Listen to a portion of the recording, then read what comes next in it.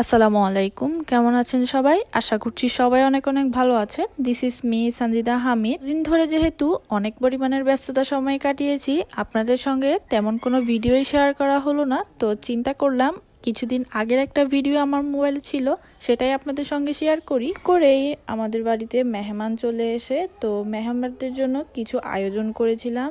ওইখান থেকে দুইটা রান্না করার ভিডিওই আমি এখানে ভিডিও করে রেখেছিলাম, তো চিন্তা করলাম সেটা কেননা আপনাদের সঙ্গে শেয়ার করা যায়। প্রথমত আমি বাসায় খাওয়ার জন্য এখানে মিষ্টি কুমড়া ভাজি করছিলাম, আর তখনই হঠাৎ করে আমাদের বাসায় মেহমান চলে আসে। এখানে আমি মিষ্টি কুমড়া ভাজি করার জন্য প্রথমে মিষ্টি কুমড়াগুলোকে কেটে নিয়েছিলাম, সেটা তো আপনারা ভিডিওতে দেখতেই পেয়েছেন। আর এখানে আমি তেল দিয়ে দিয়েছি, পেঁয়াজ দিয়ে দিয়েছি, কাঁচামরিচ কুচি দিয়ে দিয়েছি, এখন দিয়ে দিলাম রসুন কুচি। এখন সবকিছুকে নেড়ে চেড়ে হালকা একটু বাদামি রঙের করে নিব। করতে করতে চিন্তা করছিলাম যে হঠাৎ করে যে মেহমান চলে এসেছে, মেহমানের জন্য তাড়াহুড়া করে কি করা যায়, মানে ভালো কিছু করা যায় কিনা সেটাই চিন্তা করছিলাম। এখানে হঠাৎ করে যেহেতু মেহমান চলে এসেছে, তো আর তো কিছু করার নেই, তাদের জন্য তো কিছু ছোটখাটো আয়োজন করতেই হবে। যাই হোক, সেই চিন্তা করতে করতে আমার এখানে পেঁয়াজগুলো অনেকটা বাদামি রঙের হয়ে এসেছে। এবার আমি এখানে দিয়ে দিলাম কুচি করে রাখা মিষ্টি কুমড়াগুলো। আর কে কে মিষ্টি কুমড়া ভাজি খেতে পছন্দ করেন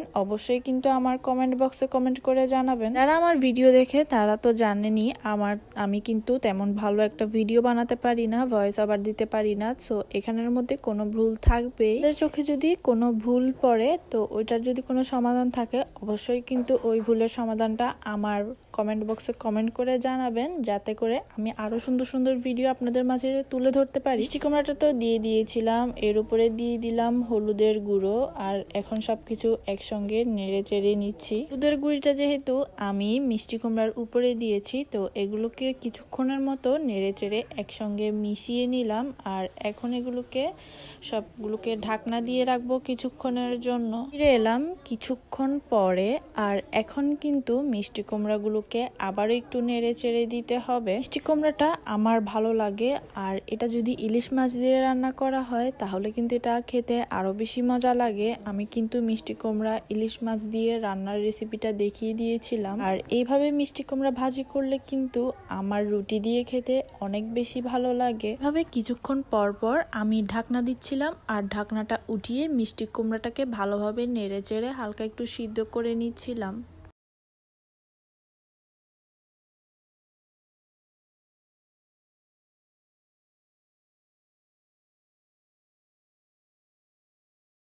মিষ্টি কুমড়াটা কিন্তু অনেকটা সিদ্ধ হয়ে এসেছে।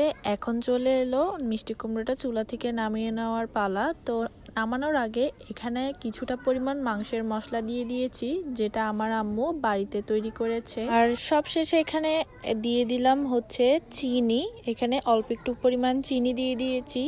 আপনারা তো জানেনই মিষ্টি কুমড়া রান্না করার সময় কিন্তু চিনিটা অবশ্যই দিতে হয়, কিন্তু এটা এত বেশি একটা পাকা মিষ্টি কুমড়া না, তো অত বেশি মিষ্টিও হবে না, যার কারণে এখানে চিনি দিয়ে দেওয়া হয়েছে। চলুন, এটা কিন্তু হয়ে গিয়েছে, এখন এটাকে নামিয়ে নিব। এখন চুলা থেকে নামিয়ে পরিবেশন করব। চলুন দেখে আসা যাক এটা পরিবেশন করার পরে দেখতে কতটা বেশি সুন্দর লাগে। মিষ্টি কুমড়া ভাজিটা কিন্তু অনেক বেশি সুন্দর হয়েছে দেখতে, আপনারা অবশ্যই ভিডিওতে দেখতেই পাচ্ছেন। এখন চলুন আমি কিভাবে চিকেন ফ্রাই করি সেটা দেখা যাক। এগুলোকে সুন্দর করে ধুয়ে নেওয়া হয়েছে, আর প্রথমে দিয়ে দিলাম মরিচের গুঁড়ো, তারপরে দিয়ে দিলাম জিরার গুঁড়ো, আর এখন দিয়ে দিচ্ছি একটুখানি আদা বাটা, রসুন বাটা, এরপর দিয়ে দেওয়া হয়েছে মাংসের মশলা, আমার আম্মু যে মশলাটা বাড়িতে বানিয়েছিল সেটা, আর এখন দেওয়া হচ্ছে স্বাদ মতো লবণ, একটুখানি লেবুর রস। এগুলো কিন্তু আমার আম্মুই করছিল, আর আমি কিন্তু পাশে দাঁড়িয়ে দাঁড়িয়ে দেখছিলাম আর ভিডিও করছিলাম, যেহেতু আপনাদের সঙ্গে শেয়ার করব। আমি কিন্তু তেমন কোনো রান্না বান্না পারি না, সেটা আমি আগের ভিডিওতেও বলেছিলাম, আর এটা কিন্তু সম্পূর্ণ আমার আম্মু করছিল, যেহেতু আমি পারছি না। আমি তো আগের ভিডিওতেও বলেছিলাম আমি কিন্তু তেমন একটা ভালো রান্না বান্না করতে পারি না, সবই আমার আম্মু আর শাশুড়ি মার থেকে শেখা। এরপর এখানে যেহেতু আমাদের বাড়িতে তেমন কোনো সস ছিল না, আম্মু কি করলো 2 প্যাকেট এখানে সস দিয়ে দিল। আর আপনারা কিন্তু যে কোনো সস এখানে ব্যবহার করতে পারবেন। সয়া সস হলে একটু বেশি ভালো হয়, কিন্তু ওই সসটা ছিল না, যার কারণে দোকান থেকে 2টা ছোট ছোট প্যাকেটের সস কিনে এখানে ব্যবহার করা হয়েছে। এগুলোকে এখন ভালোভাবে মাখিয়ে নেওয়া হচ্ছে। আর মাখানোর শেষে কিন্তু অনেকক্ষণ ধরে এগুলোকে ফ্রিজে মেরিনেট করার জন্য রেখে দেওয়া হবে। আধা ঘন্টার মতো এগুলোকে ফ্রিজে রেখে দেওয়া হয়েছে মেরিনেট হওয়ার জন্য। এরপর এখন আমি এগুলোকে একটা একটা করে ভেজে নিচ্ছিলাম। এগুলোতে কিন্তু একটু অল্প আঁচ দিয়ে, চুলার আঁচটা মানে কমিয়ে, এরপরে এগুলোকে ভাজা ভাজা করা হচ্ছে।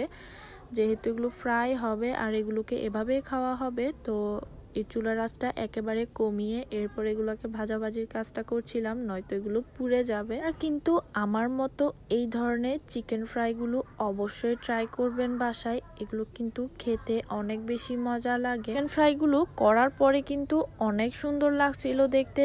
আর এটা আমরা সবাই মিলে অনেক মজা করে খেয়েছি। এটা তো আপনারা দেখতেই পাচ্ছেন যে কত সুন্দর হয়েছে এগুলো দেখতে। এই ধরনের রান্নার ভিডিও দেখতে হলে কিন্তু অবশ্যই আমার চ্যানেলের পাশে থাকতে হবে। দেখা হচ্ছে নেক্সট আরেকটি ভিডিওতে। সবাই ভালো থাকবেন। আল্লাহ হাফেজ।